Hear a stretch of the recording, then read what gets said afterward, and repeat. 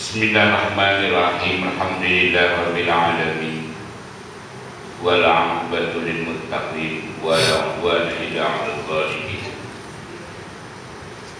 Asyhadu an la ilaha illallah wa asyhadu anna Muhammadan 'abduhu wa rasuluh.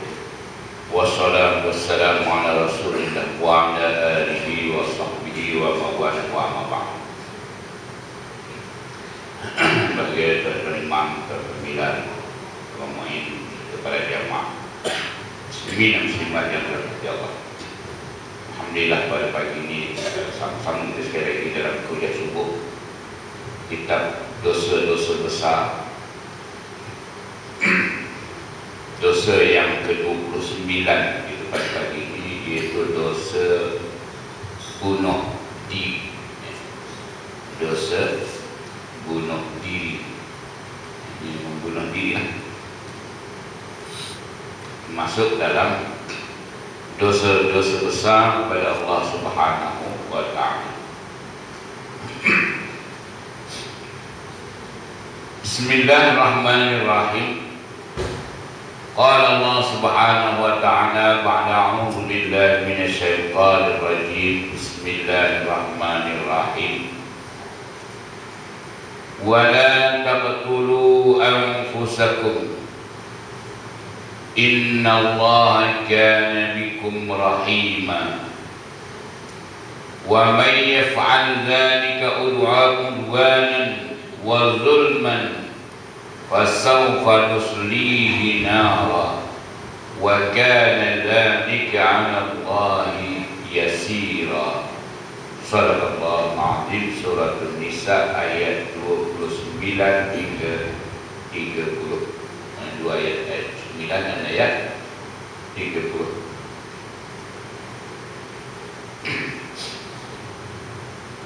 Apa artinya?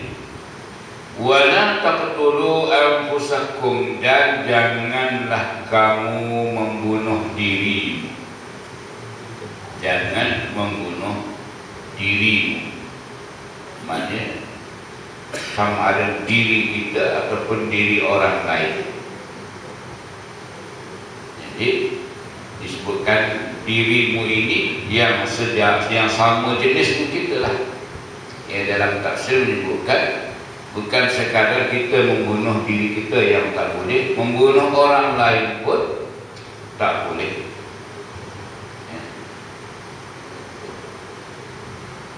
Innallaha kana bikum rahima, sesungguhnya Allah Maha Penyayang padamu. Jadi sifatnya Allah Ta'ala ini amat sayang kepada yang namanya manusia. Rahimah penyayangnya Allah terletak pada rahimnya ibu, seorang ibu. Ya, betapa sayangnya Allah kepada hamba yang nama manusia ini diletak pada rahimnya ibu. Dipelihara di situ, ya, berkembang di situ, membesar di situ dengan penuh kasih sayangnya Allah, dengan penuh kasih sayangnya seorang ibu. Jadi Allah Ta'ala sebutkan innallaha kana bikum rahimah, ya, sesungguhnya Allah Ta'ala, ya, penyayang, Maha Penyayang kepadamu. Jadi kalau kita merasai Allah Ta'ala penyayang kepada kita ini, maka kita ini ialah namanya barang yang disayangi oleh Allah. Bila barang yang disayangi, maknanya kita kena jagalah barang yang disayangi. Ya, kita pun kalau ada barang yang kita sayang, kan, kita jaga jangan sampai rosak. Kalau kata benda ini benda yang disayangi, benda antik umpamanya, orang jaga. Ya, kalau boleh jangan sentuh. Permata yang kita sayang dijaga, ya, disimpan betul, ya, dikunci pula lagi, diletak kapas pula lagi, jangan bercala, pasal itu ialah barang yang disayangi. Begitulah Allah Ta'ala dengan kita, tuan-tuan. Allah Ta'ala dah beritahu kita ini ialah barang yang disayangi oleh Allah, maka pelihara. Jangan kita tadi merosakkan barang yang disayangi oleh Allah ini. Wa man yaf'al dzalika 'udwanan wa zulman, dan barang siapa yang berbuat demikian dengan melanggar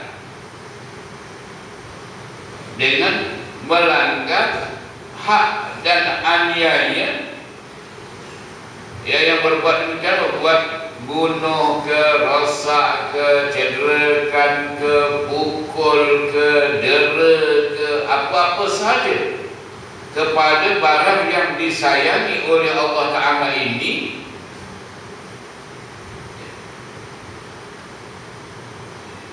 dibuang begitu sahaja. Udah lahir-lahir buang, tak sempat nak bunuh, dia dapat diselamatkan dengan tangisan budak itu. Ini apa namanya? Melanggar hak Allah Ta'ala dan menganiayai yang disayangi oleh Allah. Dia tidak membunuh dirinya, tetapi dia membunuh diri orang lain, sama dengan kita membunuh diri kita sendiri. Maka kata Allah Ta'ala, fasawfa nuslihi nar, maka kami kelak akan memasukkannya ke dalam neraka. Jadi orang yang melakukan perbuatan-perbuatan yang melanggar hak-haknya Allah dan menganiayai kesayangannya Allah, tidak teragak-agak Allah masukkannya ke dalam neraka. Ya, ini pesan kalau kita lihat bagaimana orang yang melakukan penganiayaan kepada sesama manusia, ya, pada jasmaninya, pada fizikalnya. Kalau kebelakangan ini kan berlaku di sekolah-sekolah, remaja-remaja, ya, dengan berpakaian uniform sekolah, pukul. Mana orang Myanmar ke yang dipukulnya di bilik air? Ini remaja-remaja sekolah apa? Ya, yang kita kata masih dalam fatrah tempoh dia belajar. Dia sudah melepasi tempoh belajar yang penuh dengan tanggungjawab untuk dirinya dengan Allah Ta'ala. Ya. Berbeza dengan pelajar-pelajar, anak-anak yang melakukan kesalahan, dirinya masih di bawah tanggungan ibu bapaknya, sekolahnya, ya. Berbeza dengan mereka yang sudah dewasa ini melakukan kesalahan dalam membunuh, mendera, menyiksa, ya, kepada hamba-hamba Allah yang disayangi oleh Allah ini. Satu-satunya ciptaan Allah yang disayangi oleh Allah ialah manusia. Manusia. Inna akramakum indallah, yang paling mulia, ya, di sisi Allah Ta'ala ini manusia. Atqakum, ketakwaan itu untuk yang disukai, yang dimuliakan oleh Allah. Kemudian laqad khalaqnal insana fi ahsani taqwim, dan kami jadikan manusia ini sebaik-baik ciptaan. Mana ciptaan yang disayangi oleh Allah ini ialah ciptaan manusia yang sebaik-baiknya, yang terbaik, ya. Walaupun bersumberkan air, tetapi air itu boleh menjadi insan kamil, insan yang sempurna pada fizikalnya, pada sifatnya, pada akhlaknya. Jadi inilah yang harus kita pelihara. Wa kana dzalika 'ala Allahi yasira. Yang demikian itu mudah bagi Allah Subhanahu wa ta'ala. Yang demikian apa? Demikian memasukkan seseorang tadi yang melakukan penganiayaan terhadap haknya Allah Ta'ala ke dalam neraka yasira, mudah, ya, tidak masalah. Untuk dimasukkan ke dalam neraka ini bukan satu masalah yang besar di sisi Allah, masalah yang mudah nanti di pada hari akhirat kelak.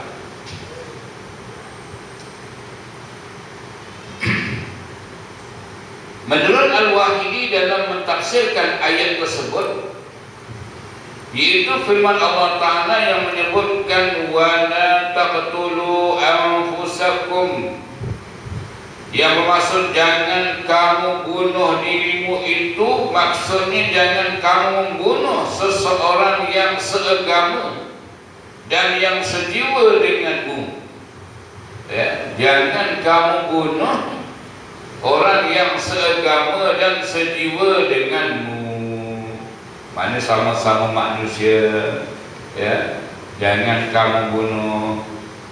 Kalau nak bunuh pun binatang, boleh bunuh yang bukan sejiwa dengan kita, yang bukan sebangsa dengan kita, boleh bunuh binatang, ya. Nak bunuh binatang pun kenalah dengan bunuhan yang terbaik, ya. Apabila kamu bunuh, naklah bunuh dengan penuh kebajikan. Baru ini kami buat kursus penyembelihan binatang dari sudut sains dan Islamnya. Apa yang ditekankan dari sudut sainsnya itu ialah soal kebajikan. Kita nak buat ibadah korban, kita nak sembelih lembu korban, tetapi di mana kebajikannya kepada lembu tersebut? Yang kita tekankan apa dia? Pisau dia tajam. Yang kita tekankan lagi menghadap arah kiblat. Yang kita tekankan lagi dia besar kecilnya lembu. Tetapi kita tak dengar orang tekankan soal kebajikan lembu yang nak disembelih. Kalau tengok cara dia orang sembelih itu dua orang, dua orang sembelih lembu, seorang pegang kepala, seorang pegang pisau untuk sembelih setelah lembu tumbang, ya. Jadi kita tengok lembu tadi itu bila nak disembelih, dia orang kata dilus-lus, apa namanya, ya, sambil pegang badannya, ya, bagi dia tenang, baru ditumbangkan ini. Yang tengah bergelumpur-gelumpur ni, ya, bagi dia tenang dulu, relax dulu, tengok nadinya dulu. Itu kebajikannya kepada binatang yang nak disembelih. Bukan dengan kita kata lembu dan sembelih diinjak lagi, ditindih sampai 10 orang, ya, lembu tu tak boleh nak menguat sampai terberak-berak lembu tu dikerjakan ni. Ya, seorang tarik ekor, seorang, ya, macam-macam dikerjakan. Kiralah nak disembelih dalam keadaan yang tegang, ya, yang stres, ya, yang dia kata apalah jenis orang ini, maka mengakibatkan kepada tekanan, ya, hilangnya kebajikan kepada binatang, ya. Kalau kita sembelih dia, ya, saya tak pernah ambil mana, tapi saya tengok orang yang sembelih tu, dia punya ni, dia gosok kepala dia tu, lepas tu telinganya tutup mata dia, telinga tutup mata supaya jangan dia ni tadi rasa tertekan. Tak ada lagi yang sampai 10 orang, 5 orang, ya. Masuk lagi kayu pun di tengah-tengah kaki pula lagi tu, yang dah diikat pijak lagi. Oh, ya kan, Sebab itu di Australia dia tak iktiraf dengan sembelihan di Malaysia ini kerana tidak ada kebajikan. Naik lori, turun lori, tarik, yang tak nak turun tarik pula lagi, yang melompat lembur tu cedera kakinya dan tarik pula tu, dipukul pula lagi. Ini nak ceritakan bagaimana kebajikan kita tadi dengan binatang. Kata Dr. Zulkifli, kalau tak boleh buat kebajikan kepada binatang, jangan pelihara binatang. Hatta kucing sekalipun, kalau kita pelihara dia, kena ada kebajikan. Makan minumnya, sakit demamnya, kita kena uruskan kebajikan haiwan ini. Kalau kita sembelih kan macam-macam, tak dibagi makan, terjemur tempat panas, hujan ke dia apa semua. Jadi ibadah korban itu ibadah amal soleh, tetapi membuat kebaikan kepada binatang juga amal soleh. Jadi kita kalau boleh dalam sembelihan ini, buat korban ini, cuba-cuba fikirkan kebajikan dia pula. Jangan kita tak pula sembelih je tu kan.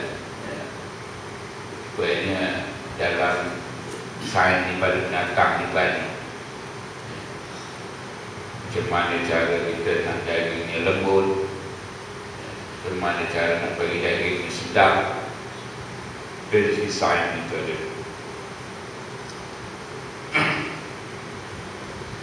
Kalau binatang pun kita disuruh bunuh dengan cara baik, apalagi lah hamba-Nya Allah ini, janganlah kita bunuh dengan cara zalim. Jangan bunuh. Sekarang ni bunuh kes bunuh diri pun, saya tertinggal saya punya handphone, jadi tak dapat nak tunjukkan apa ciri-ciri orang yang melakukan bunuh diri. Dari segi kata-kata dia cakap, kita katakan ini sahajalah, selepas ini kau akan menyesal, lepas ini dia tak akan jumpa lagi buat selama-lamanya. Dia kata-kata ini kata-kata orang yang kecewa, kecewa hidupnya, dia akan bertindak bunuh diri, makan minum racun, ini apabila dia kecewa. Di sebelah mana jatuh satu hari 18 orang bunuh diri. Satu hari satu hari 18 orang bunuh diri. Di Malaysia ni berapa jumlah dia? Tahun bila tu dibuat bajian oleh Jabatan Kebajikan Masyarakat, tinggi menaik bunuh diri. Kemudian ini adalah merupakan pendapat Ibnu Abbas maupun para ulama yang lain, dan golongan yang berpendapat semacam ini menunjukkan adanya larangan bagi seseorang yang membunuh dirinya sendiri. Bukan sekadar bunuh orang lain, juga larangan membunuh diri sendiri. Dan yang menunjukkan atas kebenaran pendapat itu yaitu apa yang diberitakan kepada kamu dari Abu Mansur Muhammad ibnu Muhammad al-Mansuri dengan sanad dari Amr bin As, ia mengatakan, aku bermimpi suatu impian pada suatu malam yang amat dingin mengenai suatu peristiwa peperangan, dan aku merasakan yang jika aku mandi maka aku boleh mati. Lalu aku bertayamum dan sholat subuh bersama dengan kawan-kawanku. Aku lalu menceritakan hal itu kepada Nabi SAW. Lalu Nabi SAW bertanya, hai Amr bin As, engkau telah sholat bersama kawan-kawanmu dalam keadaan junub, Lalu aku menceritakan sebab diriku tidak boleh mandi. Aku mengatakan kepada beliau, sesungguhnya aku mendengarkan firman Allah Ta'ala yang berarti wala taqtulu anfusakum innallaha kana bikum rahima, dan janganlah kamu membunuh dirimu, sesungguhnya Allah Maha Penyayang padamu. Rasulullah SAW akhirnya tertawa dengan tidak mengatakan sesuatu. Ya. Jadi Amr bin As ini bermimpi suatu impian pada suatu malam yang amat dingin mengenai satu peristiwa peperangan. Jadi dalam mimpinya itu, kalau dia sedar dia mandi, maka dia boleh bawa kepada kematian. Jadi Amr bin As pun dia tak mandi dalam keadaan berjunub, ya. Dalam keadaan berjunub, Amr bin As tidak mandi, dia hanya bertayamum. Bila dia bertayamum untuk solat berjamaah bersama dengan sahabat-sahabat yang lain, lalu Rasulullah tanya, kenapa kau tak mandi? Kerana aku takut kalau aku mandi nanti ni aku akan mati. Jadi aku tak mandi. Berdasarkan kepada ayat Quran ini, wala taqtulu anfusakum, jangan kamu bunuh dirimu, innallaha kana bikum rahima, sesungguhnya Allah Maha Penyayang kepadamu. Nah, ini maknanya boleh, ya. Amr bin As itu tak mandi. Rasulullah tak kata apa-apa, setakat itu sahajalah. Dengan dia tertawa apa yang diistimbatkan oleh sahabatnya tadi itu, takut mati tak payah mandi, ya. Jadi kalau tempat kita sini tak nak mandi, takut sejuknya, ya. Takut mandi. Kalau anak-anak tu suruh mandi tak nak, takut. Jadi apa yang terjadi pada zaman Rasulullah, mereka memahami ayat ini sehingga sedar daripada mimpi pun. Dalam mimpi itu sudah menjadi pegangan kepada mereka, ya. Mimpi orang-orang yang soleh lah kata ni. Kalau mimpi dan kita ni payahlah nak dapatkan ketepatan, betul ke mimpi aku ni.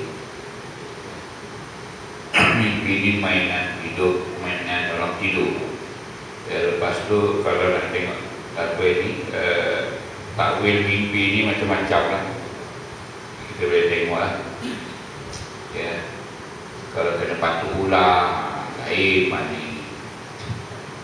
Kalau dulu kalau kena patuh ular tu, ya, ada pinangan orang, mana, ya, mimpi-mimpi ni.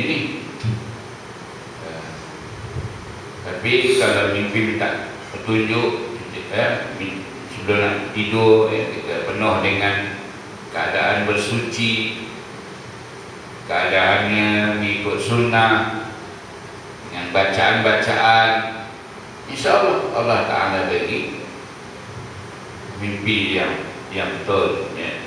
Mimpi yang tidak salah, yang kita boleh pastikan apabila dia telah berlaku, ya. Macam kawan lain dia nak cari pasangan melalui mimpi,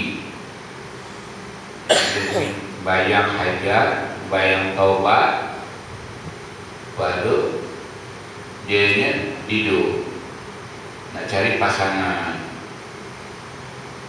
Dapat cari pasangan melalui mimpi tu, ya. Orangnya, anaknya, dia nak cari pula orang yang ada anak yatim. Tempat kerjanya dibagi isyarat di sini, pergilah. Jumpa dia, ya, dapat dia jadi. Tapi yang dicari tu pula tak nak pula dengan dia pula, tak jadi juga. Pasal yang dicari tak mimpi. Kalau kedua-duanya minta mimpi juga, nak cari orang yang macam ini, yang cari dia, tahan. Dah dapat dah jumpa lah, memang itulah pun dalam mimpinya, ya. Dia tengok perempuan tu, inilah yang lebih. Banyak perempuan tak nak, dia tak ada mimpi, macam mana? Dia tanya, macam mana dah orang tu tak nak, macam mana kau nak paksa? Dia kata, mimpi saya betul lah, dia kata. Kau dia dakwa lah mimpi kau tu, aku boleh dakwa juga lah mimpi. Tapi dia cerita tu yang cerita yang benar, berdasarkan mimpi sebenarnya. Baik, itu tadi satu peristiwa yang berlaku kepada sahabat Rasulullah. Maka hadis ini menunjukkan bahawa Amr bin As pernah menakwilkan, mentafsirkan ayat ini tentang keadaan kecelakaan pada dirinya sendiri dan bukan atas kebinasaan kepada orang lain. Ditakwilkan oleh Amr bin As itu bukan sekadar jangan bunuh diri kamu dari itu orang lain, tetapi diri dia sendiri pun boleh diartikan dengan ayat tersebut. Mana bunuh diri kita pun tak boleh, bunuh diri orang lain pun tak boleh. Kita tengok kes dia bunuh, kadang tak tahu lah sebenarnya, silap sikit bunuh, silap sikit gaduh bunuh, buka surat abang bunuh aja.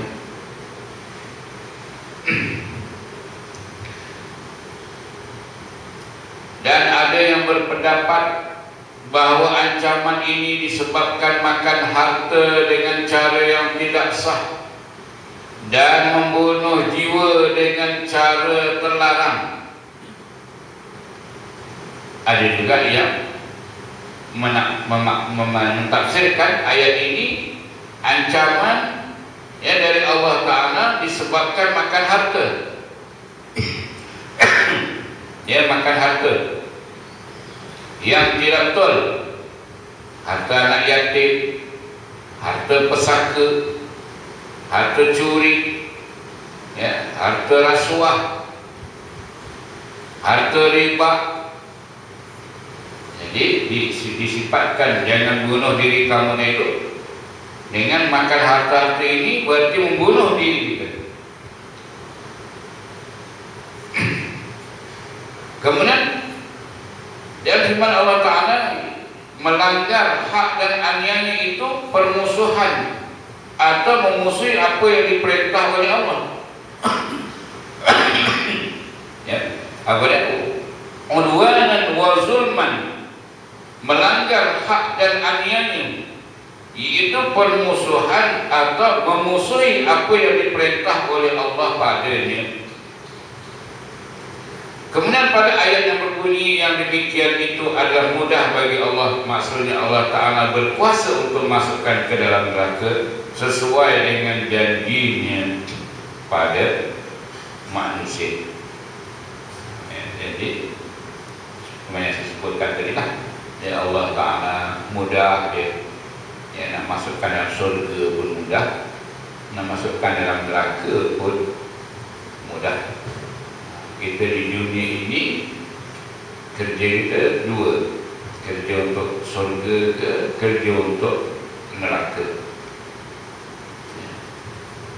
Lagi-lagi di dalam suasana sekarang ini kan, tentuannya suasana sekarang ini yang sedang menuju ke pilihan raya ini, kita naklah jadi insan manusia yang bertakwa, tinggi takwanya.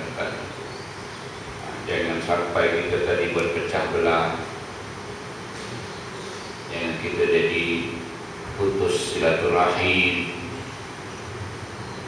jadi putus silaturahim. Tiga golongan, tiga kumpulan, katalah kata tiga apa? Ya. Tiga yang tidak masuk surga. yang Rasulullah kata tidak masuk surga. 3 ini. Salah satu la yadkhulunal jannah. Itulah baca dari itu. 3 golongan yang tidak akan masuk surga. Pertama ni kata Rasulullah, mudminu khamrin. Apa dia? Orang yang pencandu arak, maknanya orang yang kaki arak, kayak arak, yang ketagih arak, tak masuk surga. Yang kedua, waqati'ur rahimin, yang memutuskan hubungan silaturahim. Mereka yang memutuskan hubungan silaturahim ini takkan masuk surga. Inilah masa ini. Bagaimana suasana yang sedang berlaku pada hari ini hingga pada 5 hari bulan tidak memberi kesan kepada selepas 5 hari bulan, menyebabkan putus silaturahim, putus suami istri, putus anak beranak, putus keluarga kerana pemilihan kempen dan sebagainya di dalam pilihan raya. Jadi kalau kita rasa macam gaduh, berbalah, berselisih, kata mengata, itu tadi boleh dikawal dengan ketakwaan, keimanan, insya-Allah. Kalau kita tengok dalam ceramah-ceramah nanti ni, tuan-tuan akan dengar ya, maki hamun, kata mengata, itu yang tak bagus ni tuan-tuan. Kalau kita tengok negara lain berlaku juga pilihan raya, tetapi boleh bersatu balik. Inilah peranan surau, peranan masjid, menyatu padukan masyarakat di surau, di masjid, ya, diikuti nasihat tuan-tuan imam oleh ahli Korea. Ahli imam lah yang boleh menyatu padukan masyarakat, kerana dia diterima oleh masyarakat di Korea dia. Kalau imamnya dah tak diterima oleh masyarakat di Korea dia, payah. Payah. Kena dengar, jangan sampai melakukan perkara yang menyebabkan putus silaturahim. Dan yang ketiga yang kata Rasulullah, ialah yang mempercayai sihir, wa musdiqum bisihr. Jadi ketiga-tiga ini yang mudahnya terjadi di kalangan kita ni apa? Iaitu yang memutuskan silaturahim. Ada ni itu satu daripada yang tidak boleh memasukkan seseorang ke dalam surga Allah. Jaga-jaga tuan-tuan ya, berhati-hatilah dalam suasana sekarang ini. Dia nak cakap sekarang ni kena berhati-hati. Yang jadi penceramah ni, ada setengah penceramah dia tadi bersemangat, dia pula ikut apa ni, ikut kempen di surau, di masjid, ya. Setengah-setengah penceramah lah. Jadi dia tidak boleh memainkan peranan menyatu padukan masyarakat, ya, selepas daripada pilihan raya ini. Apa yang saya harapkan kepada ahli Korea sini, ya, kita ingatlah bahawa itu ialah saudara kita, saudara yang sama-sama mengucap 2 kalimah syahadah, ya. Jangan sampai menyebabkan putus silaturahim, putus di dunia, putus di akhirat, ya. Jadi kita nak hubungkan silaturahim di antara kita, ya, supaya kita dari di akhirat bertemu di sana dengan saudara kita.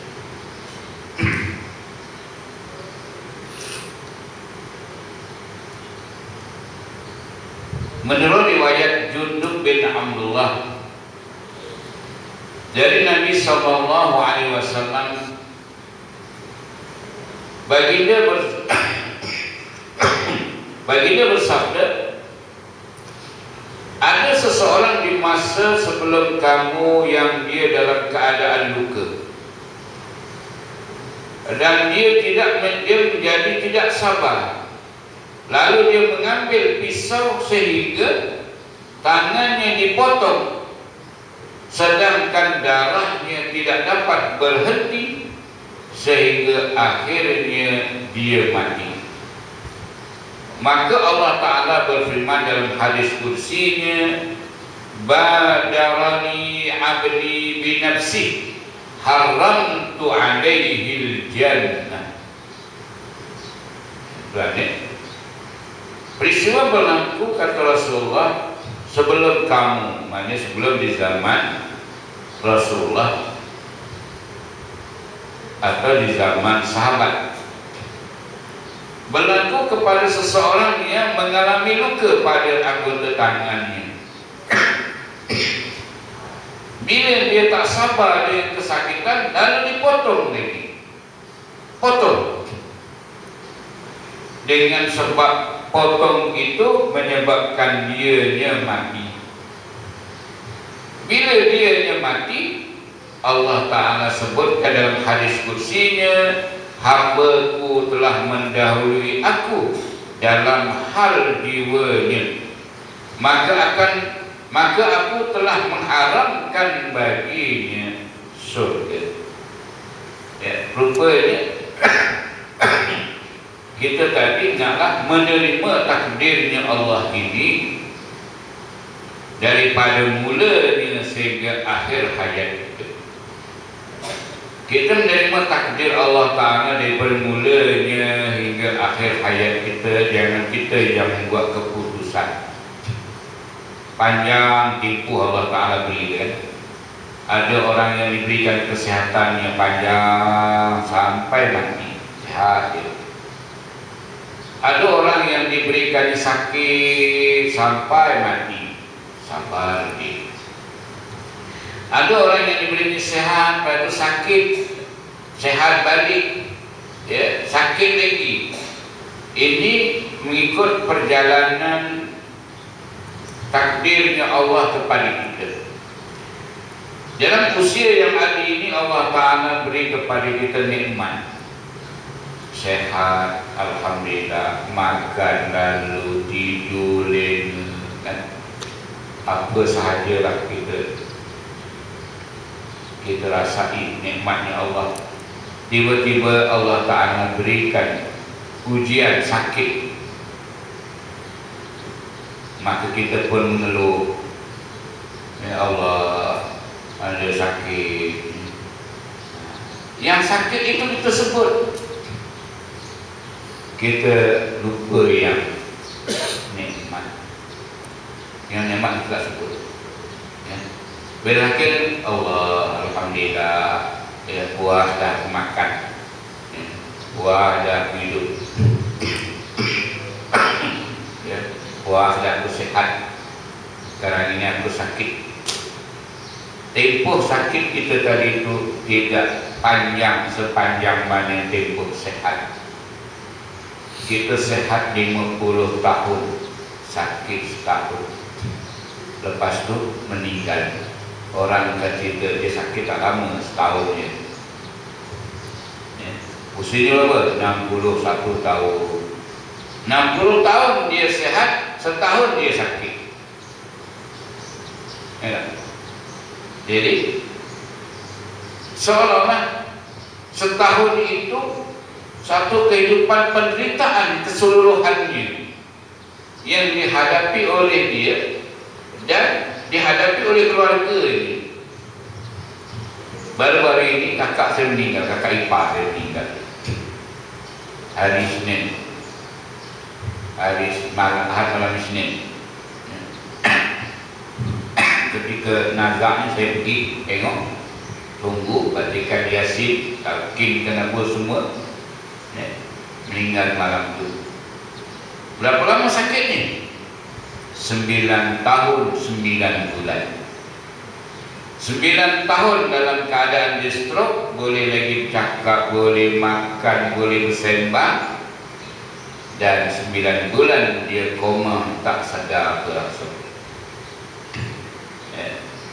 Jadi bila malam tadi buat kenduri untuk arwah ni tadi, sembang sembang sakitnya tadi selama 9 tahun 9 bulan, usianya 59 tahun 8 bulan. Tak cukup satu lagi, ya tak? Jadi usianya 59 tahun 8 bulan. Jadi kami sembang-sembang, jadi abang dia cukup lah, kerana kesehatannya tadi itu 50 tahun. Mana tempat dia tak merantau, dalam negeri ini, dalam luar negara, ya, makannya segala-galanya. 9 tahun dalam keadaan duduk di wheelchair, ya, pun masih lagi boleh makan, boleh lagi pergi. 9 bulan yang terbaring tak sedar. Jadi bila saya fikir balik, rupanya 50 tahun itu banyak nikmat. Dan kita dalam banyak dah 50 tahun, 55 tahun, saya dah 55 tahun. Alhamdulillah, Allah Ta'ala beri nikmat dengan segala-galanya Allah Ta'ala beri. Jadi ditakdirkan sesuatu terjadi, kita kena terimalah, ya, terjadi itu yang Allah Ta'ala beri, yang mengunjung, yang kencing manisnya dia dah, darah tingginya dia dah, ya. Apa lagi, jantung berlebih lah. Kita nak menerima takdir tadi itu, jangan kecewa. Jangan kecewa macam yang terjadi bersahabat ini. Luka di tangan, dia luka di tangan, terus potong kakinya.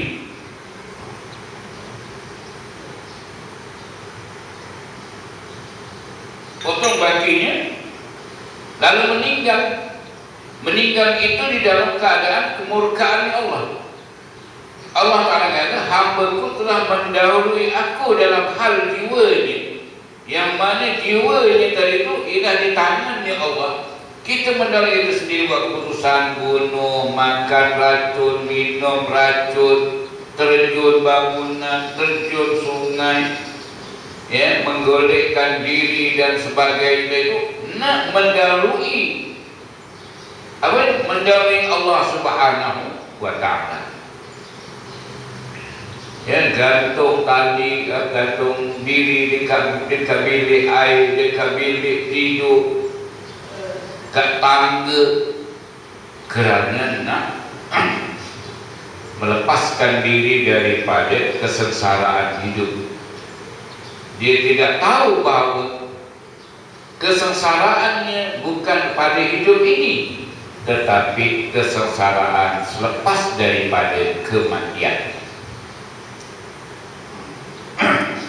Mati itu bermulanya kesengsaraan.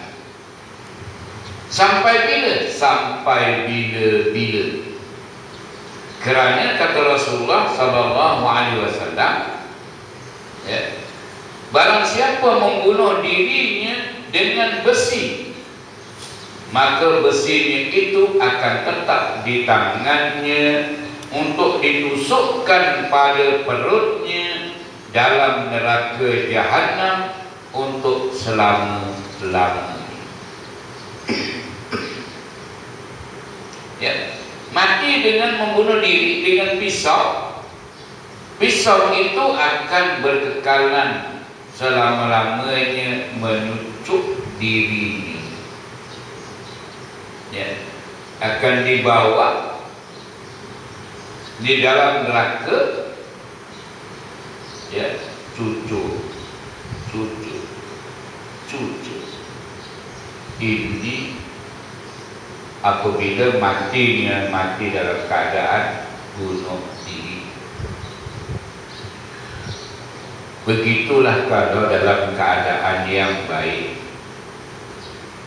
Kalau matinya membaca Quran, dia akan membaca Quran berterusan hingga dibangkitkan di yaumul qiyamah pun terus dengan bacaan. Ya. Ini kata Allah mahtim lana bi husnil khatimah. Ya Allah, sudahilah kami ya dengan penyudah yang baik. Wala tahtim alaina bisu'il khatimah.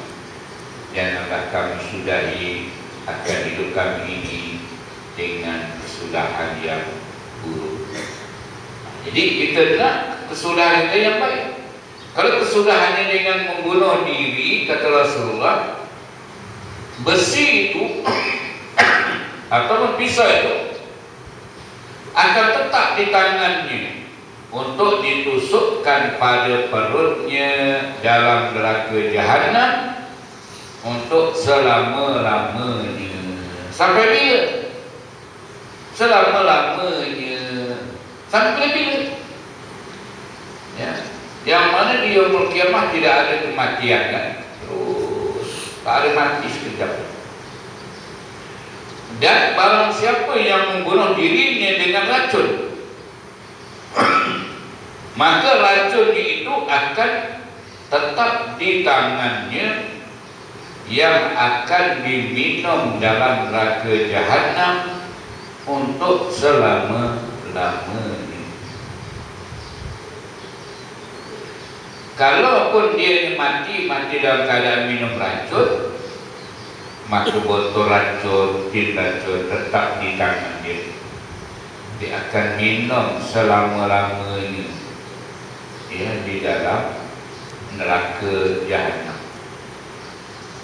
Cuba kita bayangkan neraka jahanam yang panas, yang perih, yang sakit, yang sengsara.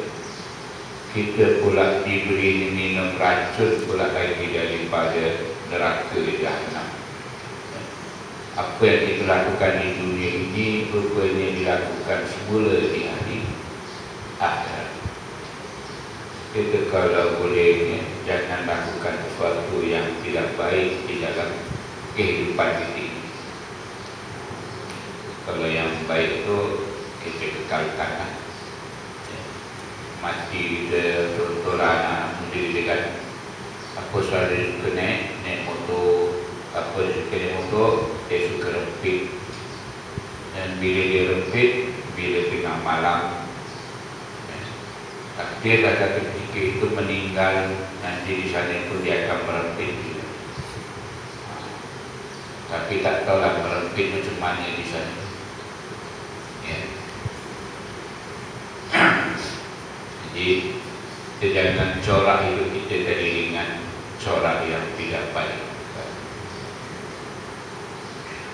Dan kata Rasulullah lagi, dan barang siapa yang menjatuhkan dirinya dari atas gunung untuk membunuh dirinya, maka dia akan menempati neraka jahanam dalam keadaan kekal abadi di dalamnya.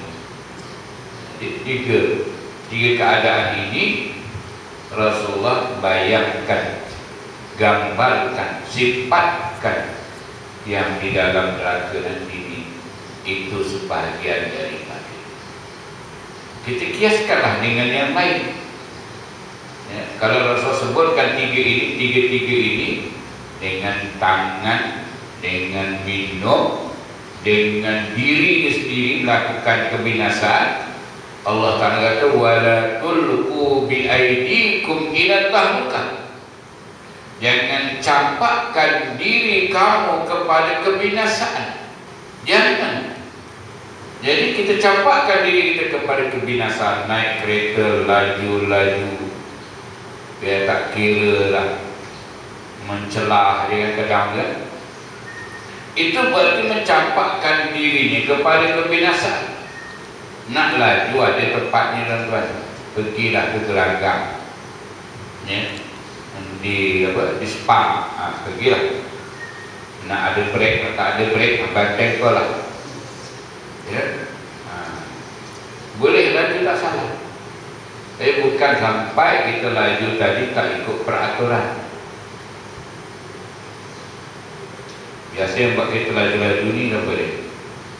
Polis laju, kalau tak laju mana? Ya.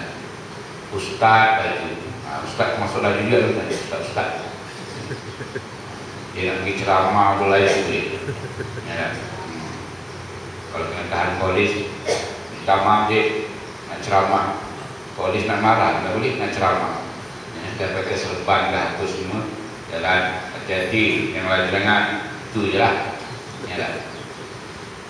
Jadi, ustaz-ustaz laju juga. Saya tak tahu yang ni pasal saya laju juga buat kita. Kalau pergi lewat, macam tadi ni saya lewat. Bangun awal pukul 5. Baru mandi. Pukul 5 suku, baru nak cari kunci. Cari kunci pula tak tahu di mana pula dah diletak. Ya, dah cari kunci tak jumpa, cari handphone. Handphone pun tak tahu di mana juga. Habis semua dah lupa lagi lah.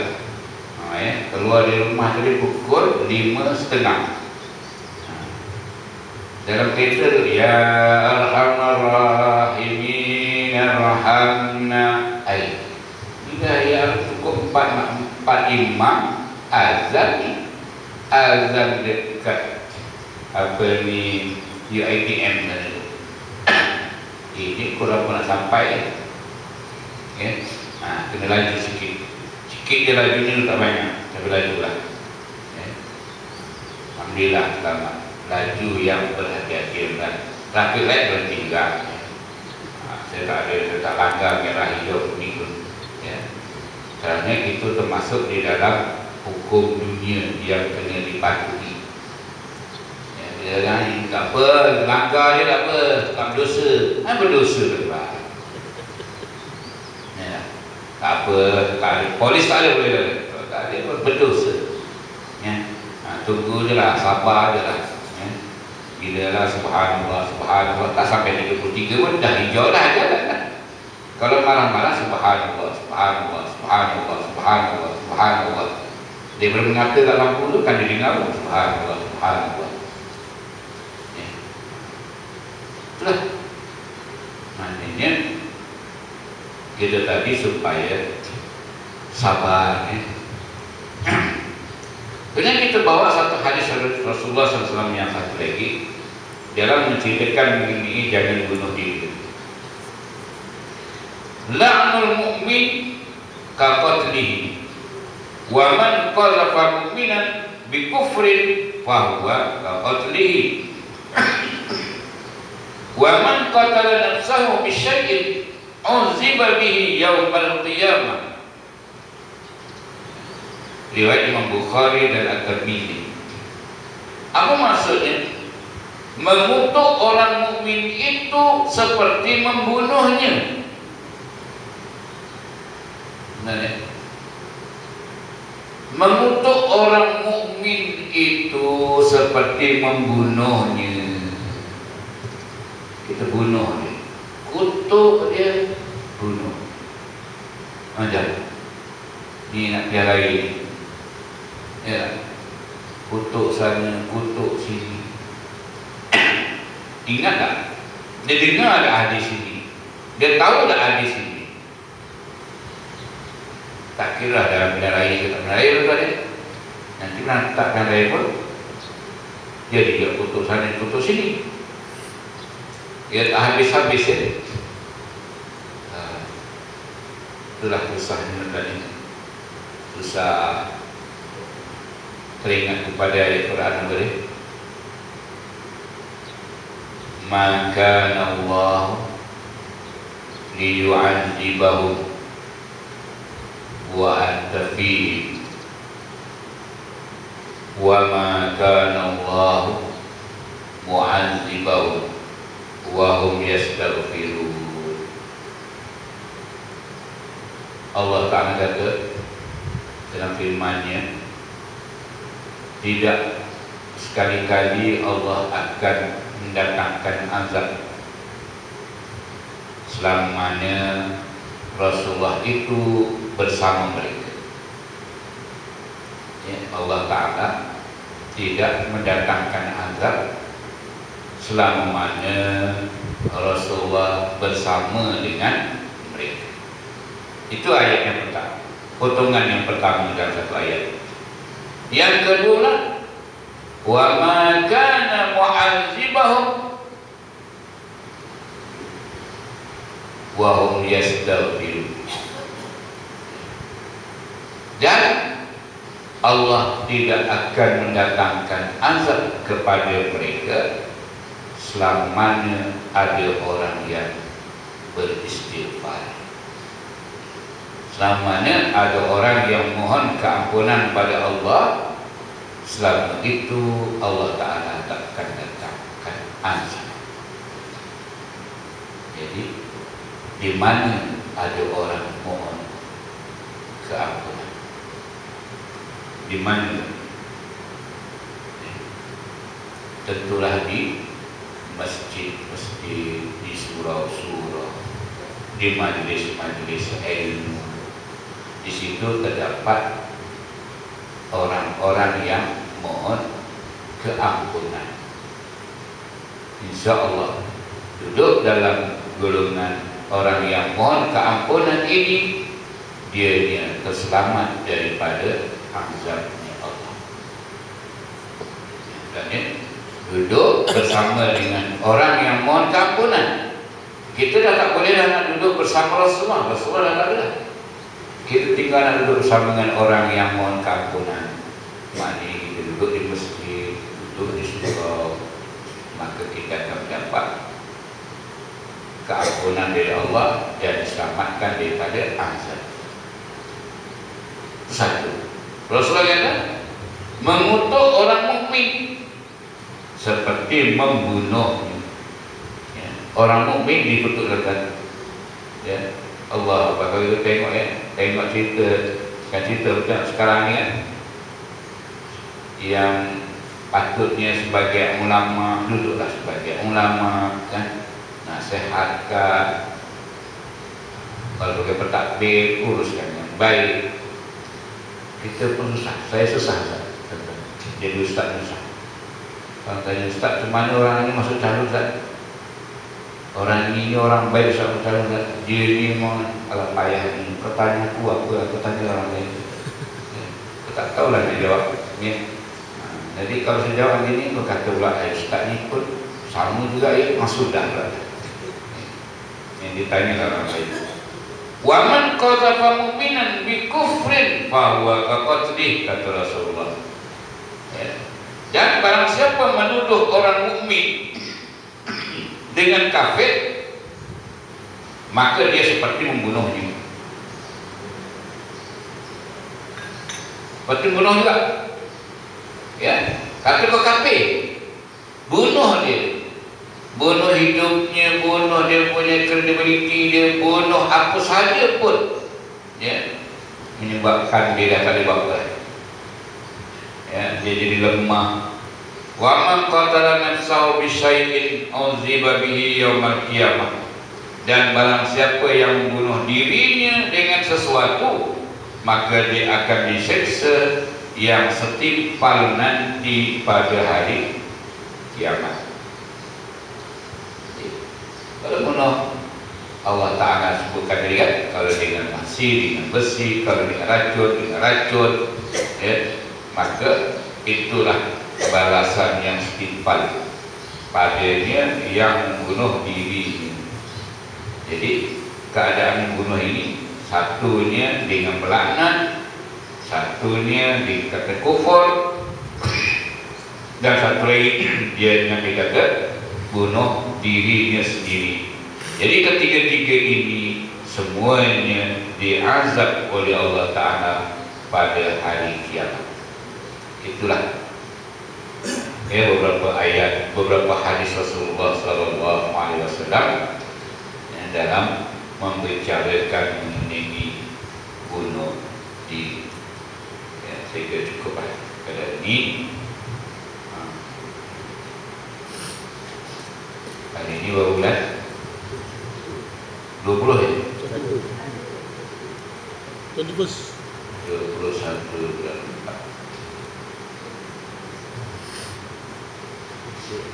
InsyaAllah yang akan datang pula berkata dusta, dosa yang ke-30. Jadi itu sahaja dari saya. Kalau ada apa nak ditanyakan ini bunuh diri, silakan. Kalau ada soalan. Ustaz, Ya saya. kalau kemalangan aksiden ke? Kemalangan aksiden ni satu takdir lah. Dari segi zahir ni kena takdir lah. Tapi kalau dia tengok dia laju tu nasib lah. Dia tak ada niat nak bunuh diri. Tapi kalau cara dia tu memang cara macam nak bunuh diri kan. Bergaduh dengan suami, naik kereta dia biar mati, senang mati. Nak terjun bangunan takut, bawa lah dia. Tak sempat kau mati. Apa pun terjadi dalam, kalau dia yang mati, dia di Islam, wajib diuruskan jenazah.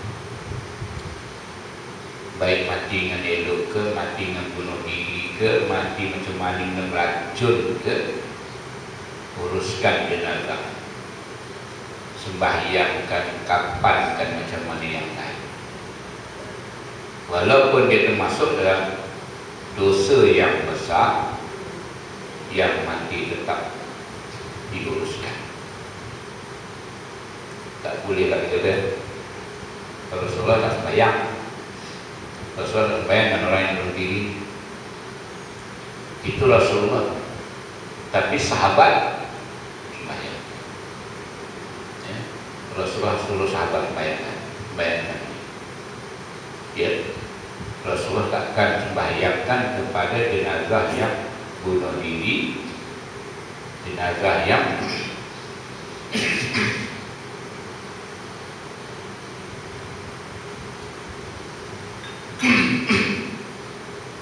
jenazah yang berhutang.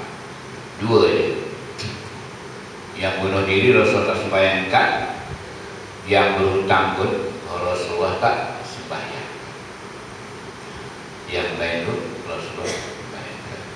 Walaupun Rasulullah tak sembahyangkan, sahabat sembahyang kalau mati. Kalau bunuh diri dengan aksiden kan tak kena lah. Kita tak tahu pun kata dia bunuh diri, yang pastinya dia aksiden. Itu dia. Wallahu a'lam. Okey, tak ada ya? Alhamdulillah. InsyaAllah kita doa mudah-mudahan ya, selamat dalam menjalani pilihan raya di dalam ini. Kali kita tekankanlah, dijagalah persaudaraan kita, ya, saudara mari kita ini. Jangan sampai kita tadi termasuk dalam hadis yang baru kita baca tadi, la'anal mu'min kaqatli. Melaknat saudara kita yang beriman sama dengan membunuh. Jadi kurang-kurangkan, elak-elakkan daripada kita melaknat saudara kita. Apa-apa pun yang terjadi dengan cerita dan sebagainya, ya, dengar sudah, ya, jangan kita tadi respon lebih-lebih. Dan tidak ada pun bukti. Kalau bangnya di polis dia tahulah, ya, apa yang boleh membuktikan itu, itulah yang diambil kira. Yang tak boleh dibuktikan tak payah cerita. Wa aqulu qawli hadza wa astaghfirullahal azim. Wassalamualaikum warahmatullahi wabarakatuh. A'udzu billahi minasy syaithanir rajim. Bismillahirrahmanirrahim. Alhamdulillahirabbil alamin. Wassalatu wassalamu ala Rasulillah wa ala alihi wa sahbihi baik. Allahumma ja'al jam'ana hadha jam'an marhumah wa tafarruqana min ba'dihi tafarruqan ma'sumah. Allahumma inna nas'aluka al-huda wa tuqa wal 'afafa wal ghina. Allahumma ya Allah ya Tuhan kami, ampunkanlah segala dosa-dosa dan kesalahan-kesalahan kami. Ampunkanlah segala dosa-dosa dan kesalahan kedua kami. Pilihanlah mereka berdua, sayangilah mereka berdua, belum mereka menyayangi kami dan masih kami waktu kecil dulu ya Allah. Allahumma ya Allah Tuhan kami, ampunkanlah segala dosa guru-guru kami, dosa istri kami, dosa suami kami, dosa anak cucu kami, dosa saudara-saudara kami, dosa jiran-jiran kami, dosa muslimin muslimat bi rahmatika ya arhamar rahimin. Allahumma ya Allah ya Tuhan kami, anugerahkanlah kepada kami ya Allah anak-anak yang soleh ya Allah, anak-anak yang taat dengan perintah-perintah-Mu ya Allah, anak-anak yang taat dan kasih kepada Nabi Muhammad SAW, anak-anak yang taat dan kasih kepada kedua-duanya ya Allah, anak-anak yang cemerlang di dalam pelajaran, cemerlang di dalam kebiasaan, bahagia di dalam kehidupan, bahagia di dunia, bahagia di akhirat ya Allah. Allahumma ya Allah ya Tuhan kami, anugerahkanlah kepada kami ya Allah keamanan, keselamatan dan kesejahteraan kepada diri kami ya Allah, kepada ahli-ahli keluarga kami ya Allah, kepada ahli-ahli Korea kami ya Allah, kepada daerah, negeri dan negara kami ya Allah. Rabbana zalamna anfusana wa illam taghfir lana wa tarhamna lanakunanna minal khasirin. Rabbana atina fid dunya hasanah wa fil akhirati hasanah wa qina adzabannar. Wa sallallahu alaihi walhamdulillahi rabbil alamin. Taqabbalallah.